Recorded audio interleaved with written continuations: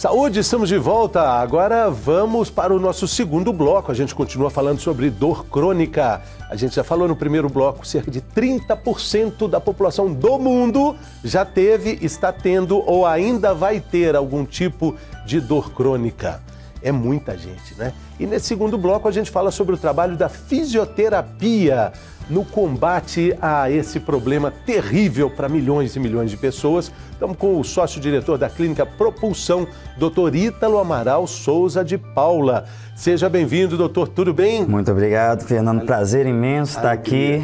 A gente poder trazer um pouco mais de informação para um problema tão grande e tão relevante dentro da população. Exatamente. A fisioterapia, o doutor Daniel falou que tem uma parceria maravilhosa do profissional fisioterapeuta ali para auxiliar esse tratamento que não é da noite para o dia, precisa de persistência. Né? Exatamente. E é importante ele ter falado isso até porque é um problema que ele se constrói com o tempo. Diferente da aguda, como ele falou, que é um problema que às vezes eu bati ali, senti a dor crônica ela vai se construindo ao longo do tempo, ela perdura por mais tempo e tem uma característica de ser multifatorial. Que o que é? Ela tem vários fatores que levam àquela dor. Então é sempre bom a gente entender o que está gerando aquela dor para intervir para que essa dor não perdure por mais tempo ainda. Nesse processo, o fisioterapeuta acaba sendo um pouco psicólogo também. Sim. Ele é um parceiro, ele tem que ter uma resenha boa, né? O fisioterapeuta, ele é amigo, ele é parceiro, ele é o anjo da guarda, ele é um pouco de tudo. Porque muito importante na dor crônica, como eu te falei, ela é multifatorial, é o quê? O acolhimento desse paciente. Então, um paciente que normalmente ele chega num ciclo vicioso. Eu sinto dor há tanto tempo, não faço mais minhas atividades, fico parado, não vejo mais meus amigos, não jogo minha pelada, não jogo meu futebol, não fico no churrasco. Isso traz muitos problemas psicossociais, muitos problemas emocionais. Então, quando ele chega, ele quer ser acolhido, ele quer ser ouvido. Então, a gente, como fisioterapeuta, tem que ter um pouco de sensibilidade, de respeitar e ser ouvido, que já vai ser grande parte do tratamento desse tipo de paciente. E como é, de fato, esse tratamento, depois do diagnóstico, né? Dor crônica está ali estabelecido, muitas vezes é uma fibromialgia que está ali identificada. Sim. Como é que começa o tratamento na clínica? Primeiro, como eu falei, é o acolhimento. É aquele paciente que ele se sinta acolhido. Como o doutor Daniel falou previamente, a dor ela não é igual para todo mundo. Por exemplo, às vezes eu sinto uma dor que ela tem a mesma característica física de um outro paciente, mas como cada um recebe e percebe essa dor é diferente. Então a gente começa avaliando o paciente. Qual é a queixa dele, qual é a atividade que ele faz no dia a dia, qual é qual sua profissão, porque isso vai variar a postura que ele fica, a demanda, o tipo de sapato que ele usa, se ele fica muito tempo sentado, se ele fica muito tempo em pé. Então a gente avalia isso tudo. E a partir daí, a gente nunca olha, por exemplo, a coluna. Estou com dor na coluna. Não posso olhar só a coluna. Eu tenho que olhar todo o contexto social que esse paciente está inserido. Dado isso, essa informação, aí eu começo a trabalhar. E aí a primeira parte é o quê? Trabalhar em cima do medo da dor, que é a cinesiofobia, que ela acompanha muito de perto a dor crônica. Cinesiofobia. Isso. Cinesiofobia é o medo da dor. É muito interessante falar sobre isso, porque às vezes o fisioterapeuta, né, ele vai tratar um paciente que não sabe nem exatamente onde está doendo, fala assim, dói tudo, dói é tudo. Exato. E aí precisa primeiro tratar o medo da dor que ele tem, que é a dor de tudo. Sim, sim. E esse medo, como o doutor falou, é um mecanismo de proteção, até o dado momento que se torna um prejuízo. Porque na fisioterapia a gente precisa se movimentar, a gente precisa propor exercícios. Assim, antigamente tinha muito de trabalhar com TENS, que era aqueles choquinhos, de deixava o paciente parado ali, isso ajudava a dor, mas não tratava a causa do problema. Então, o que a gente tem que mostrar para o paciente? Olha, você tem esse caso clínico, você tem essas queixas, mas a gente precisa movimentar. É o exercício, é a movimentação que vai fazer com que melhore. E aí a gente tem que limitar limite do paciente, tem que controlar o limite do paciente. A gente não pode querer dar muito de uma vez.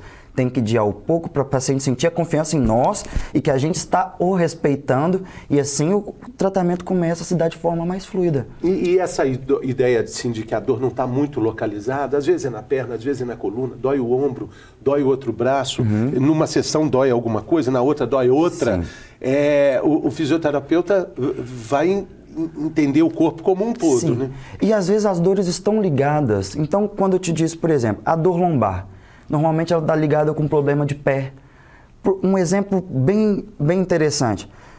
Motoristas que dirigem com carteira no bolso.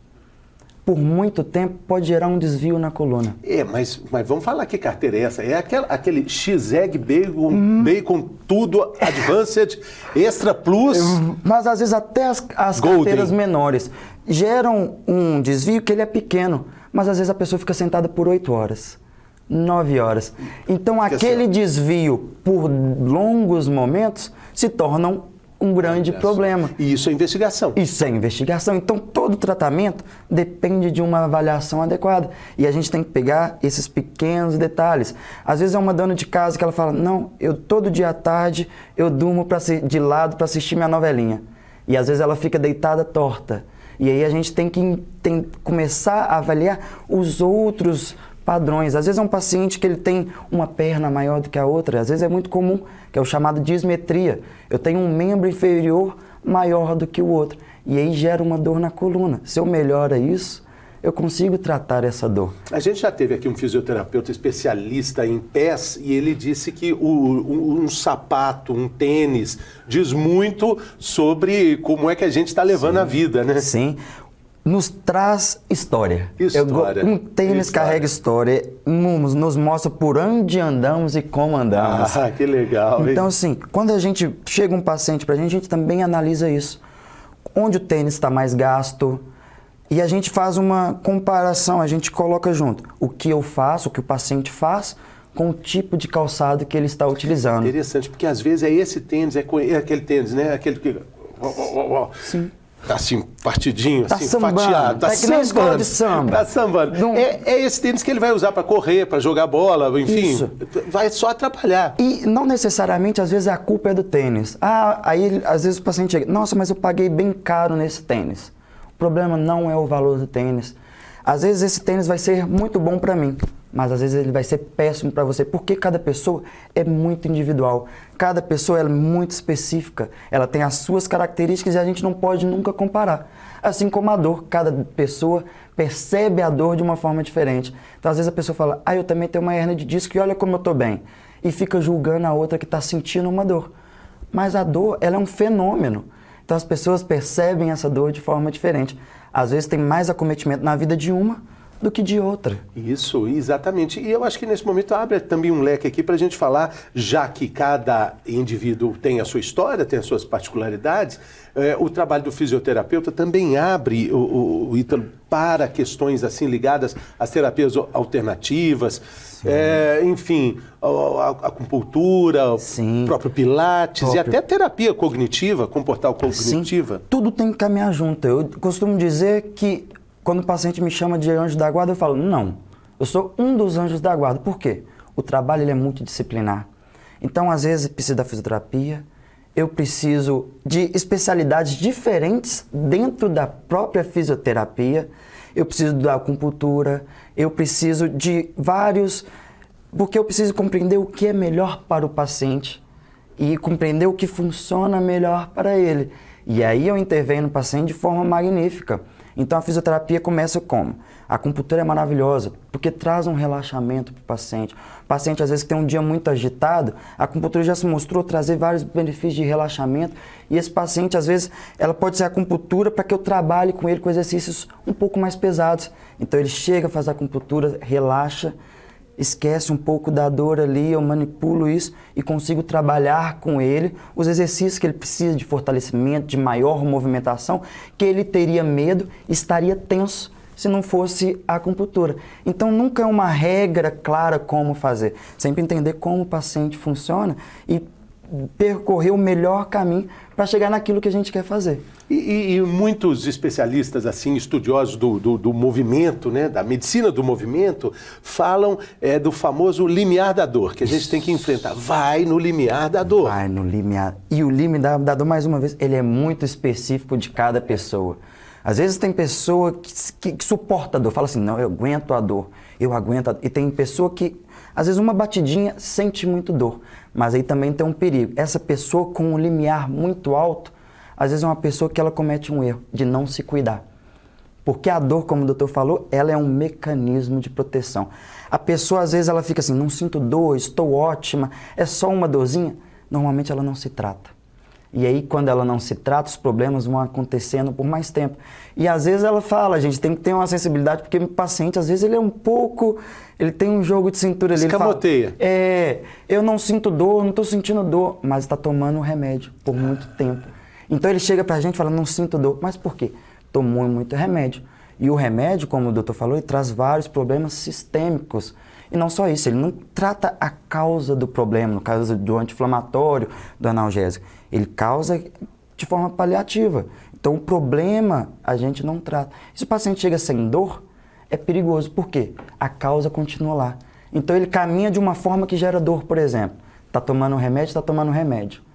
Ele está continuando se machucando e nem percebe. Então às vezes ele chega num momento que vai precisar de uma cirurgia. Porque ele mascarou tanto a dor e foi gerando cada vez uma lesão maior, uma lesão maior. E o ideal é ele entender que, por exemplo, falando de atividade física, né, e pessoas com dores crônicas, é exatamente essa coragem de vencer o medo da dor, da memória da dor, é que vai impedir a dor, né? Exato. Quebrar esse ciclo. Tipo, a dor existe porque não existe movimento. Exato. Quando existe movimento, a dor vai ficar ali no limiar, mas vai ser controlada. É quebrar o ciclo vicioso e criar um ciclo virtuoso. O ciclo vicioso é, eu machuquei, sinto dor, não faço movimento. Quando eu não faço movimento, a dor aumenta e eu começo a ter outros problemas. Às vezes eu tenho um problema de pé porque eu vou perdendo força muscular, eu vou perdendo equilíbrio, eu vou perdendo propriocepção, consciência corporal, que vão gerando outros problemas. Então, é extremamente importante a gente quebrar o ciclo vicioso, que é isso. Sinto dor e não faço. E criar um ciclo vicioso. Quando mais eu faço, melhor eu fico. Quando eu parei de sentir dor, eu começo a sair mais com meus amigos. Eu começo a brincar mais com minha filhinha. Eu consigo carregar a minha filha no colo. Que isso é muito... Pode parecer besteira, mas muitos pacientes chegam com essa... Eu não consigo carregar minha filha no parque.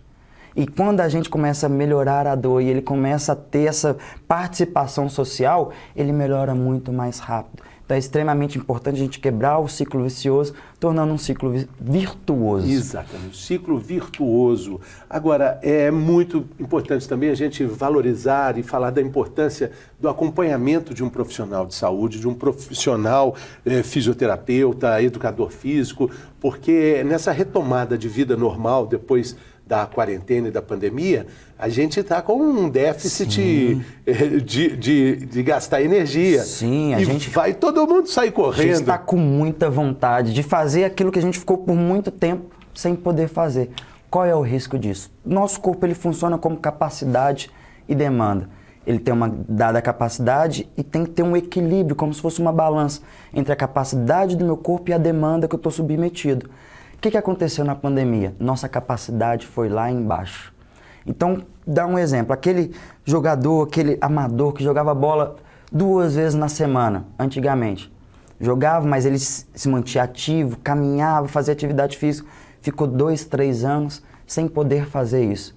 Quando ele vai voltar, a capacidade dele está lá embaixo. A demanda continua alta, que é a do futebol.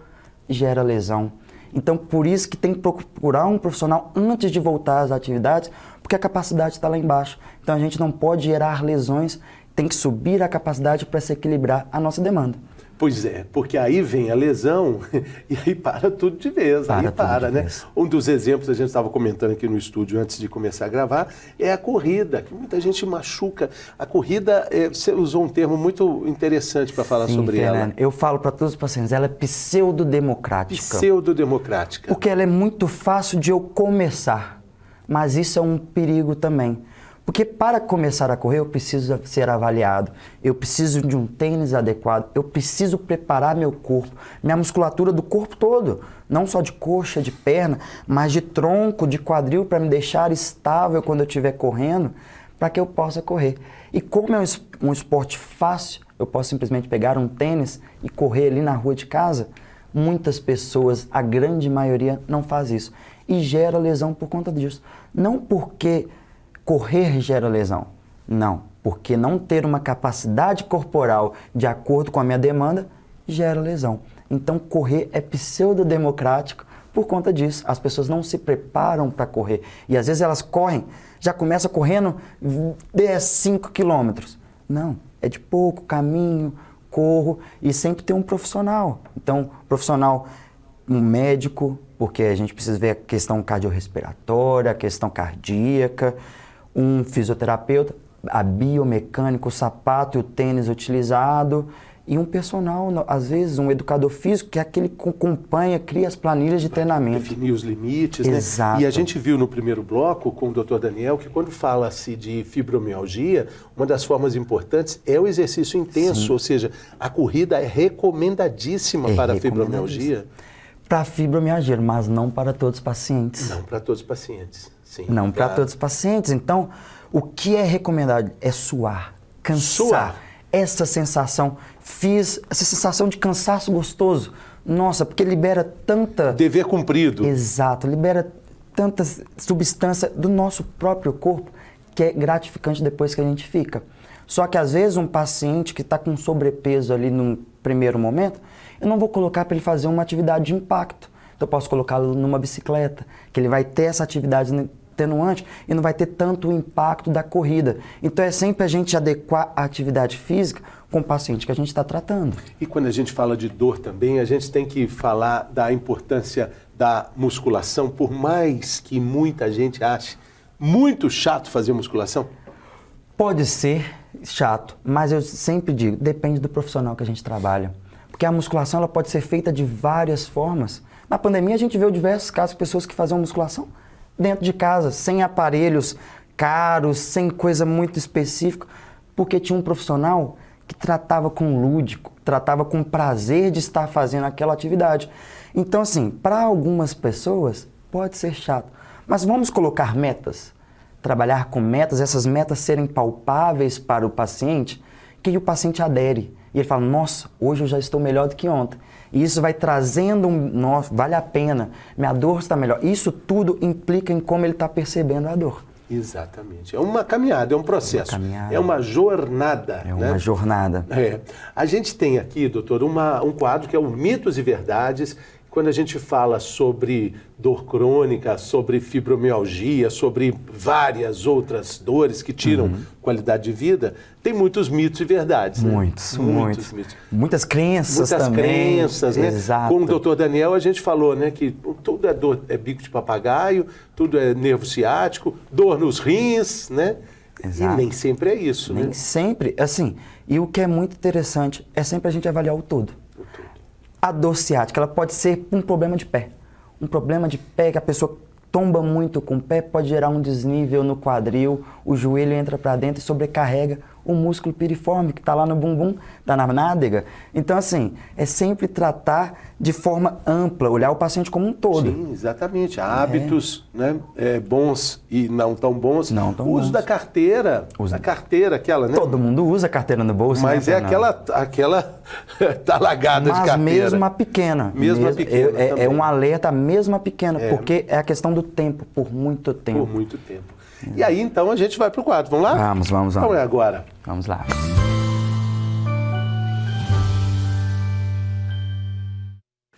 Mitos e verdades sobre dor crônica. Estamos com o Dr. Ítalo Amaral Souza de Paula, que é fisioterapeuta, sócio-diretor da clínica Propulsão e pós-graduado em movimento humano.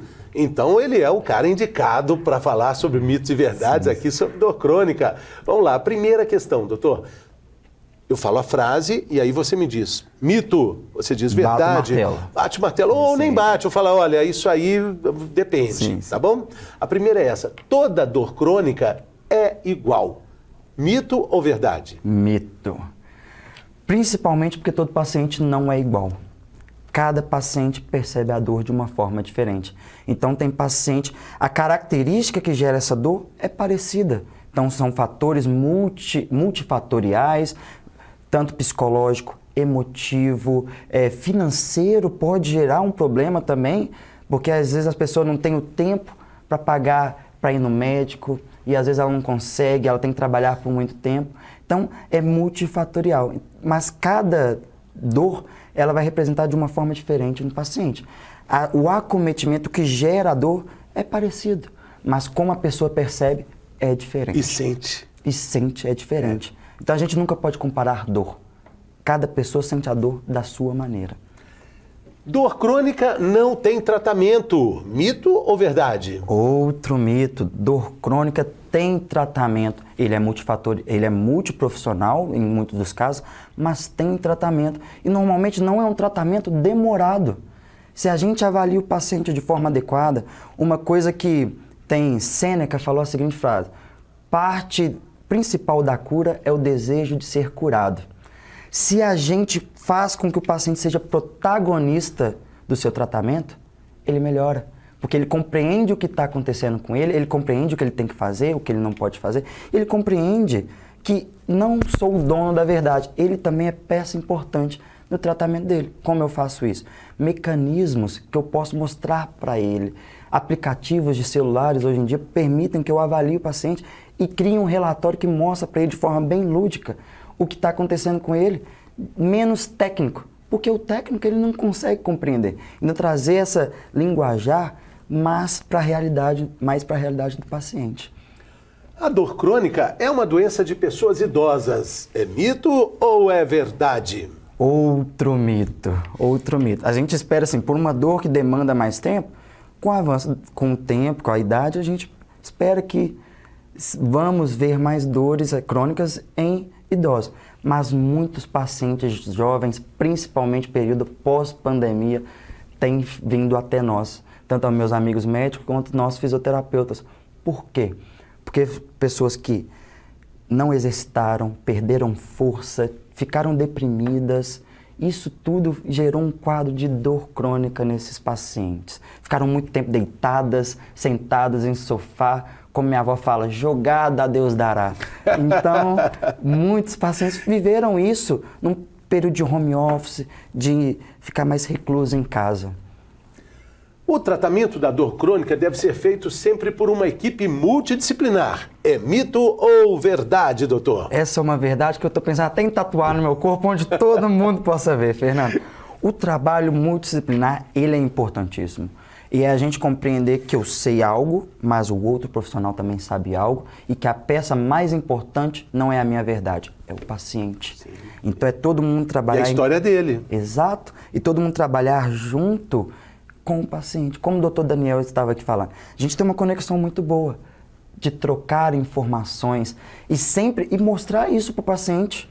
O paciente gosta, nossa, tem 2 doutores olhando no meu caso, tem 3 doutores, ele se sente bem, ele se sente importante, ele vê que ele está sendo acolhido. Então, trabalho multidisciplinar, principalmente quando a dor crônica traz problemas psicológicos, levar para um psicólogo também é importante para ele ser acolhido e a gente trabalhar essa dor no âmbito psicológico dela.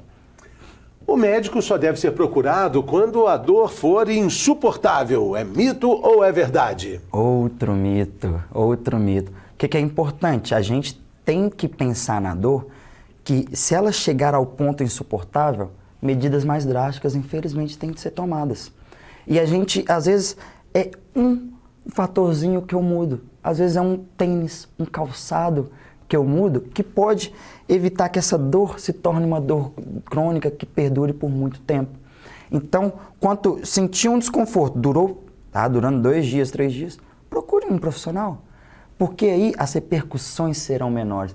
Você não vai ter que parar com o seu futebol, não vai ter que parar de carregar sua criança, não vai sentir dores nos afazeres de casa e principalmente no seu lazer, que é importantíssimo dentro de um conceito de saúde.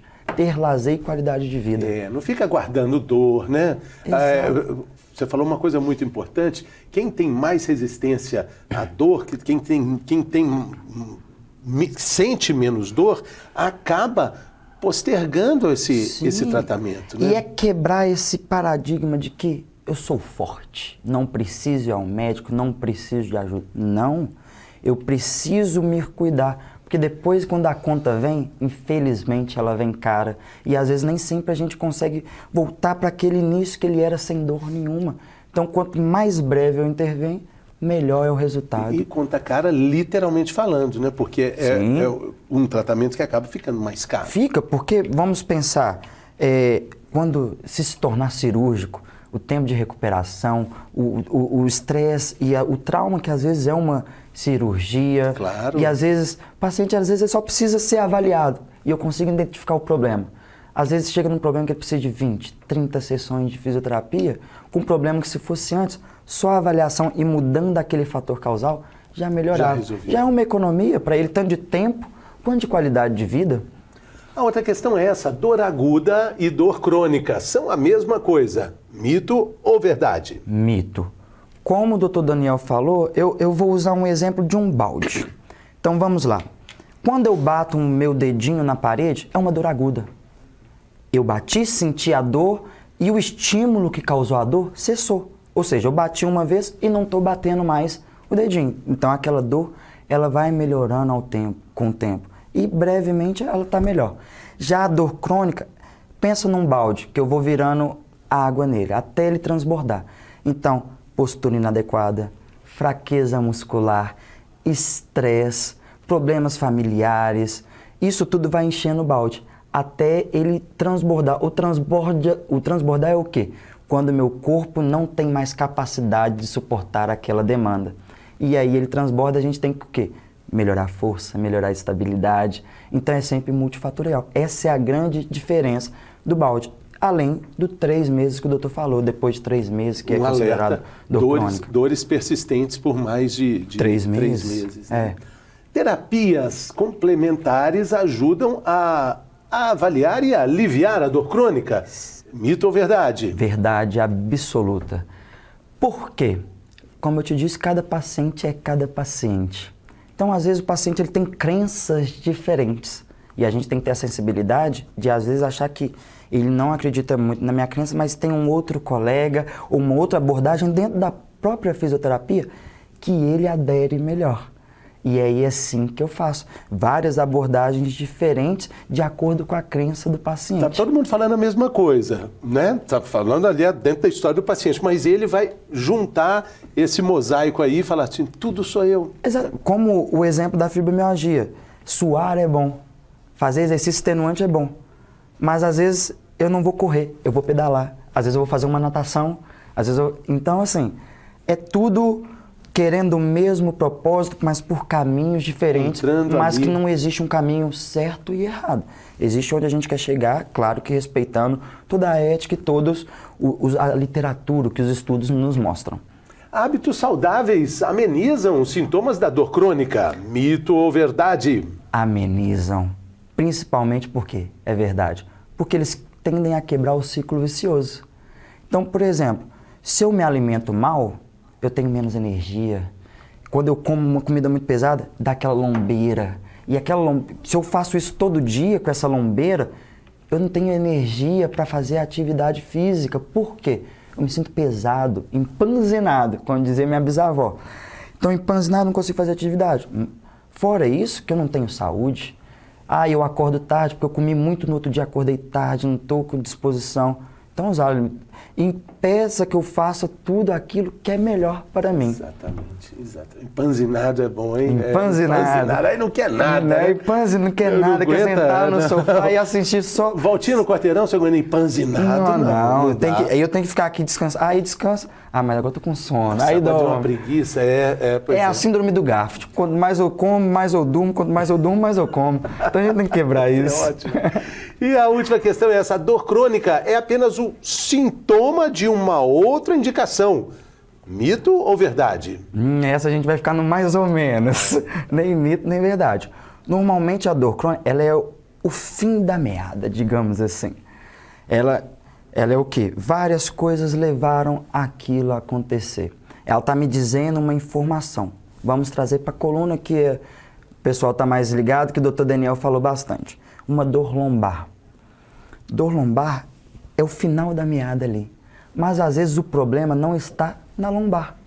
Então a gente, claro que tem que avaliar a lombar, mas às vezes o problema é um músculo aqui que a gente tem na frente do quadril, ilio-psoas. Ele é um músculo que ele sai lá da coluna lombar e ele ajuda a gente a levantar a perna. Esse músculo, quando fica muito tenso, o que ele faz? Puxa a coluna.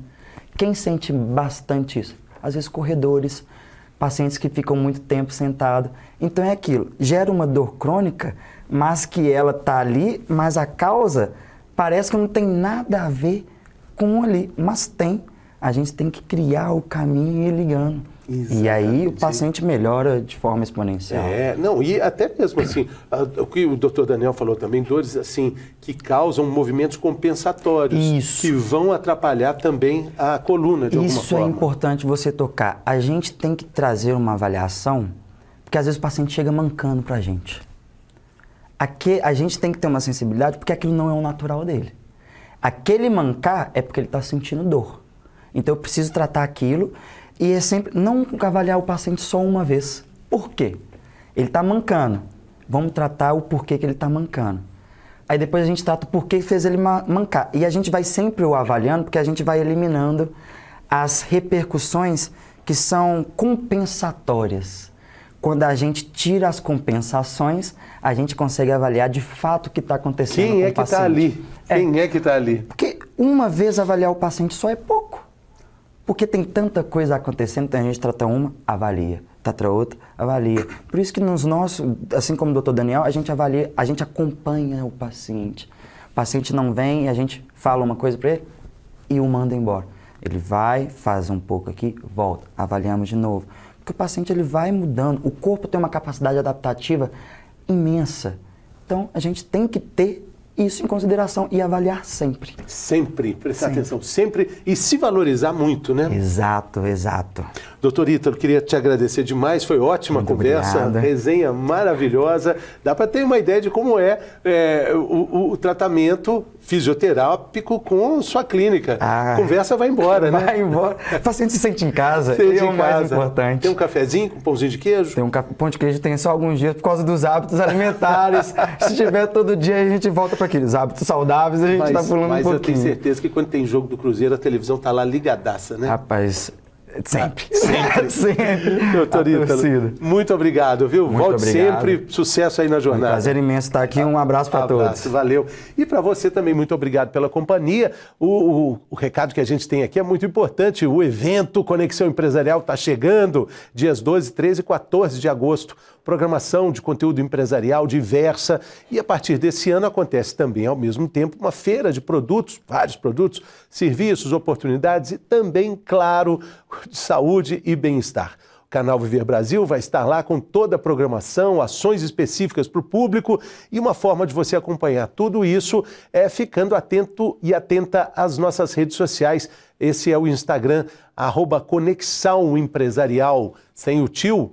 E aí você pode saber como participar dessa experiência 12, 13 e 14 de agosto, sexta, sábado e domingo no Minas Centro, aqui em Belo Horizonte. Ficamos por aqui, mas voltamos também por aqui, contando sempre com a sua companhia. Muito obrigado. Saúde!